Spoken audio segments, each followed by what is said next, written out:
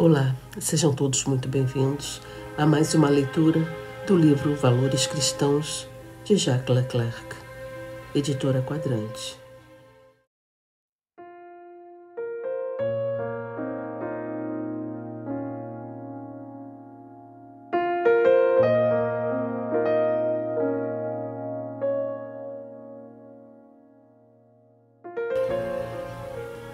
Reflexões sobre a providência.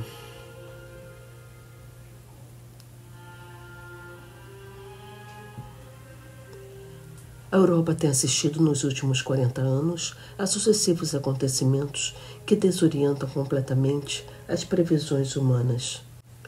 Se os técnicos puderam suspeitar alguma coisa no domínio dos seus estudos, a maioria dos homens tem sido arrastada pelas crises políticas e econômicas, tanto nacionais como internacionais, num ritmo cuja direção, aspecto e causas não compreende. Desde a guerra de 1914 a de 1939 e a seguir, as previsões não cessaram de ser desmentidas por fatos inesperados. Apareceram homens novos onde não se esperavam.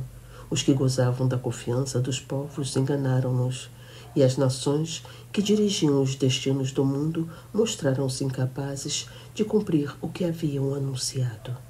Até os últimos acontecimentos, em que o imprevisto se precipita com uma rapidez cada vez mais violenta, sem que ninguém possa prever o que será o mundo de amanhã. Providência e providencialismo. Todos estes acontecimentos inesperados trazem a providência para o primeiro plano, porque os homens não falam nela senão quando as coisas sucedem de modo diferente do que esperavam. Quando o jantar me é servido a horas e quando no fim do mês recebo o meu ordenado, não penso na providência.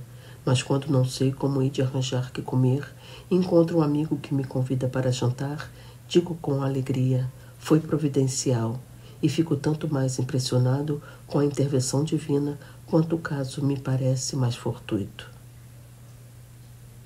Se por acaso encontro um velho amigo que não vi há 10 anos, precisamente na manhã em que regressa da América do Sul, o extraordinário desta coincidência afigura-se-me mais providencial do que se encontra outro amigo que vejo 3 vezes na semana e por vezes me convida para jantar.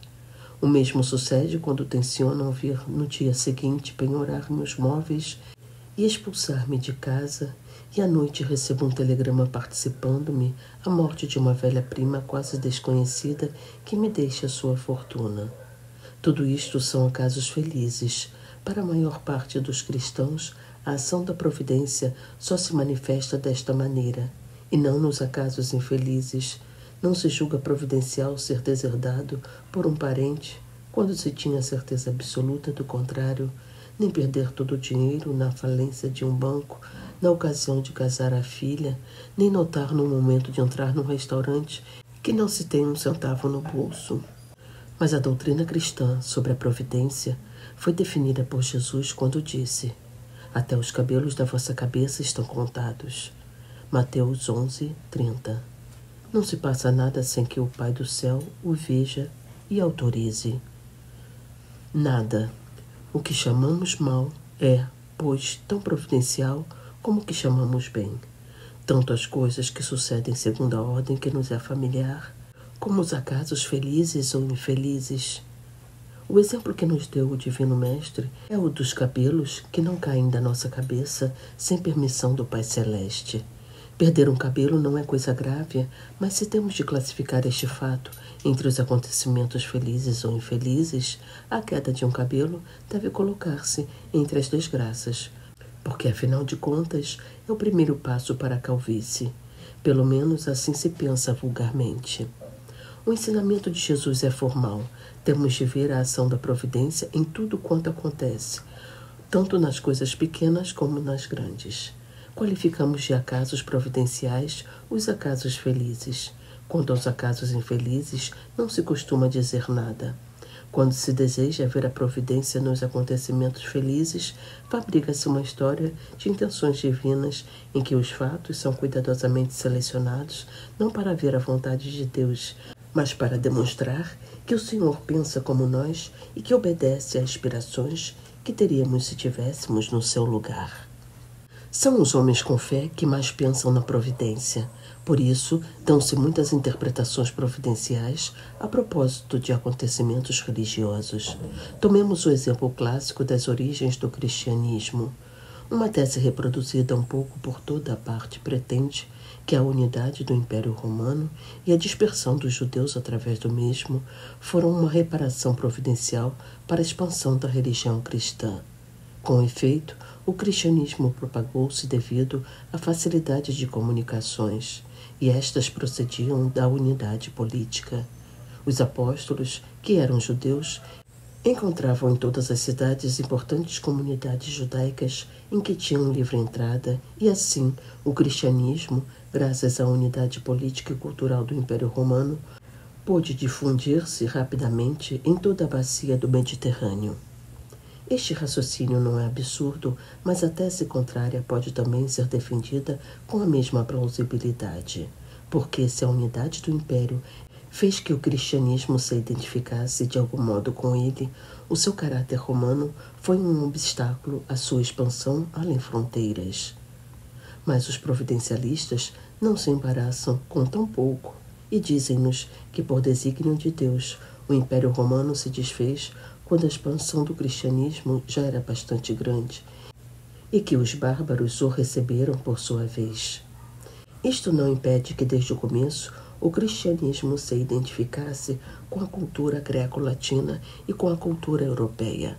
Esta identificação pode se considerar deplorável porque constitui um grave obstáculo à penetração da religião cristã no Extremo Oriente. Além disso, a unidade do Império Romano, que facilitou a expansão do cristianismo, permitiu também que fosse perseguido. Se o cristianismo estivesse espalhado em várias nações, teria sido impossível ou difícil essa perseguição geral. Mas disse, não teria podido expandir-se como o fez se tivesse de atravessar fronteiras políticas. Quem sabe? Encontram-se exemplos de outras religiões que se espalharam de um país a outro. O budismo nasceu na Índia, que ao tempo não tinha unidade política. Depois de se espalhar por todo o continente, passou à Ásia Central, à China e ao Japão. Ora, estes países não possuíam unidade política, linguística, cultural, nem unidade de raça. Por isso, pensando bem, tanto se pode dizer que o Império Romano foi o principal obstáculo encontrado pelo cristianismo, como afirmar que foi a sua preparação providencial. Sim, se entende preparação providencial no sentido de preparação para a vitória humana. Infelizmente, é nesse sentido que quase sempre se entende. Providência e fé. A doutrina da providência significa que Deus governa os acontecimentos do mundo, tendo em vista a nossa salvação eterna. Os fatos não têm, pois, outra significação, mas como não vemos a salvação, nem as consequências da ação providencial, somos impotentes para os julgar. A providência intervém em todos os acontecimentos e não apenas nos acasos felizes. Do ponto de vista da minha salvação eterna, pode ser que seja mais vantajoso para mim ser pobre do que rico. E talvez seja a perda da fortuna ou da saúde que decida a minha salvação eterna. Quando se considera a salvação como polo, o caráter dos acontecimentos modifica-se. Como não sabemos o fim da nossa vida, nem da dos outros na eternidade, não podemos interpretar os desígnios da providência de maneira certa, e como tudo é igualmente providencial, a distinção feita entre acontecimentos providenciais e não providenciais manifesta nossa ignorância do dogma católico. Conhecemos a providência pela fé, e esta fé enche-nos a alma de uma paz que nos leva a viver acima de todos os acontecimentos. Sabemos que tudo quando sucede, bom ou mal, é instrumento de santidade e salvação. Sabemos isto da maneira mais certa, e nenhum acontecimento, por grande ou pequeno que seja, escapa a esta empresa providencial. Esta doutrina é magnífica, entusiástica, radicalmente estranha à concepção vulgar da providência, como portadora da cornucópia ou como velha avó coruja. Isto não quer dizer que certos acontecimentos não tragam, de alguma maneira, o selo da providência. Fica-se com essa impressão quando um conjunto de circunstâncias, transformando a ordem esperada, provoca acontecimentos relacionados diretamente com a salvação eterna. Com efeito, do ponto de vista de Deus, a salvação das almas é o essencial dos acontecimentos. O bombardeio de uma cidade tem menos importância do que um pecado. Quando os homens são assassinados, o que importa para Deus é o pecado dos assassinos ou o mérito das vítimas. Não é o fato material de os homens morrerem um pouco mais cedo ou de serem mortos desta ou daquela maneira. Sucede que acontecimentos materiais inesperados, bons ou maus, trazem repercussões morais que não se dariam se tudo tivesse acontecido normalmente. Por exemplo, a conversão de Santo Inácio de Loyola. Inácio era um cavaleiro brioso, a glória militar era o fim da sua vida. Ferido numa perna, tem de estar deitado durante um ano e por fim fica coxo, e com a carreira truncada. Mas esse ano de sofrimento foi de sérias reflexões. Converte-se e consagra-se a Deus. A sua ferida e a sua doença foram a ocasião da sua conversão. Fala-se de uma infelicidade providencial, mas não sabemos o que teria acontecido se ficasse com saúde. Talvez se convertesse também. Seja como for, o fato é que a sua ferida era uma infelicidade do ponto de vista natural e ocasionou a sua conversão. Encontramos aqui um acaso de repercussão moral muito nítida. Também se dá o contrário. Acontece haver acontecimentos felizes que se sucedem a atos de virtude, assim como acontecimentos infelizes que se sucedem a pecados, em condições tais que os acontecimentos materiais dão a impressão de estarem ligados ao ato moral. Se eu, no ímpeto de generosidade, dou o que tenho aos pobres, de sorte que na semana seguinte não sei como hei de viver, e ganho na loteria com o único dinheiro que me sobrava, terei a impressão de que foi um acaso surpreendente. Se esta coincidência se repete, se verifica que todas as vezes que dou o que tenho, recebo uma quantia inesperada, a repetição destes acasos dá-me a impressão de que não é um acaso, mas uma resposta destinada a dar-me coragem no meu procedimento. O mesmo sucede se, todas as vezes que cometo uma falta, um acaso infeliz se produz em ligação com esta falta. Esta espécie de acontecimentos repete-se com bastante frequência na vida do cristão de fé intensa. Assim, é muito frequente os esposos com muitos filhos, sem pensarem no dinheiro necessário para os educar, verem crescer os seus fundos depois de cada nascimento, por acasos sucessivos que não podem nunca prever. Mas o que nos permite discernir a providência nesses fatos é o seu caráter moral ou a relação entre o fato material e o ato moral. Por isso, a ação da providência apenas se pode discernir naqueles que têm uma vida moral bastante desenvolvida, uma vida moral cristã, isto é, uma vida moral em relação com Deus. Citei no princípio deste capítulo formas de atividade estranhas à moral e a propósito das quais se fala, no entanto, de providência. Na verdade, é impossível discernir a ação da providência nessas coisas. Bons cristãos, preocupados com o aspecto moral da vida, têm muitas vezes uma impressão suficientemente caracterizada da ação providencial para lhes dar consciência de uma potência protetora que segue os seus atos e os orienta. Esta impressão não atinge a certeza matemática de uma intervenção especial da providência em tal ou tal caso. Mas a impressão fortalece-se à medida que os atos se repetem, concordantes e humanamente surpreendentes.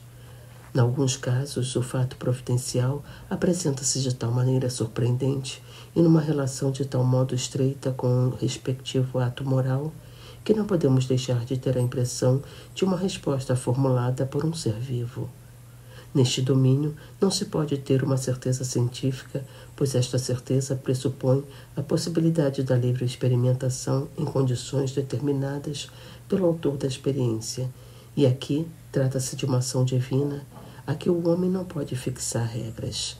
De resto, para o cristão, a certeza de uma ação essencial da providência, neste ou naquele caso, não tem muita importância, porque sabe que tudo é providencial.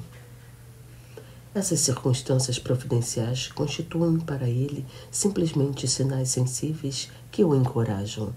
Como a intervenção providencial é certa em todas as coisas, não tem repugnância em verificá-la num caso particular, mas também a sua fé não se perturba se verifica que o fato não necessita de nenhuma intervenção especial de Deus.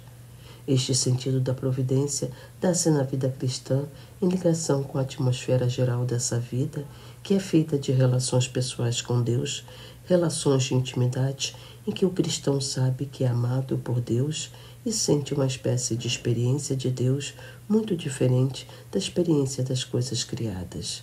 Não é preciso desenvolver aqui este ponto.